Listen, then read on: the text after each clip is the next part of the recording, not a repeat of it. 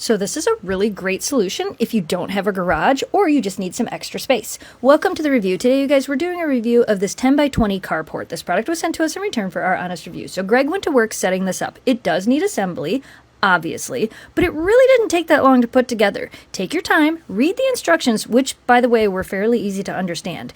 First, he put together the top frame to create the roof. Then he took the canopy, spread it out over the top of the poles.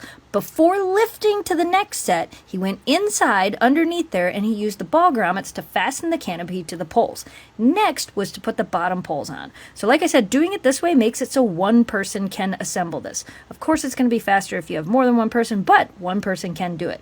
Then he added more ball grommets to affix the sides to the poles, some hook and loop to fasten it all together, and that's it. It's assembled. The door on this rolls up, and you can use those same grommets to hold the door open, park your car inside, or any other things you want to keep out of the weather. This carport is built for all seasons, and clearly you can see we do get snow here. If you get a lot of snow, I recommend using a snow brush to make it so that the snow doesn't just accumulate on the roof, but most of the snow should slide right off. I also love that this has windows on the inside, allowing natural light to come inside the carport. The windows can be opened or closed, but having them to let that natural light in is really nice. Now you can also use this as a place to park your car, your lawnmower. You could use it as an outside seating area. You could also remove the sidewalls and use it kind of like a gazebo if you wanted to. There are a ton of options with this. This is great. Now Greg has a place to keep his car safe from the elements. If you're looking for a great portable heavy-duty carport, this one is really nice. And again, it's 10 by 20, but the door only opens to 6 feet 1 inch.